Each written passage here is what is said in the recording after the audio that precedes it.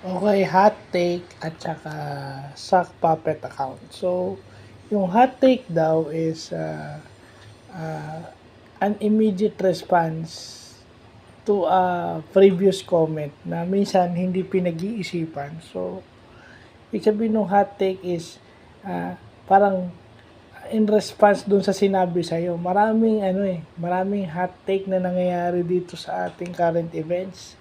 At kadalasan kahit online, yung mga commentaries, it's a hot take.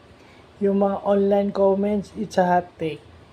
Kaso, yung isa pang sasabihin ko, yung mga hot takes na yon o yung mga comments na yon o kung ano man yung mga statements na yon is nanggagaling sa sock puppet accounts.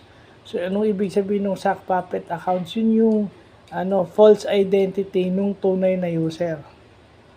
Yung yung ako si Bicong na yung ni Duterte dati nung Duterte admin yung ako si Bicong, yun. It's an example of a sock puppet account. Hindi natin alam kung sino yun.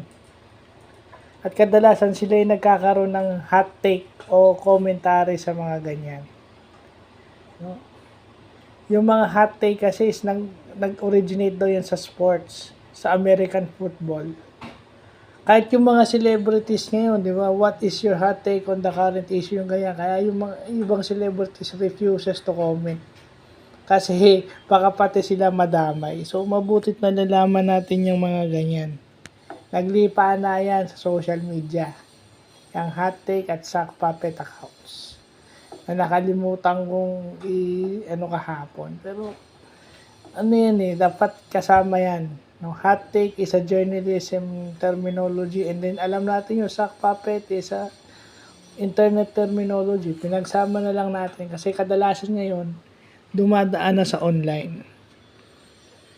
Di ba? Hindi naman natin maikakailayan. Yeah. So, yun lang po.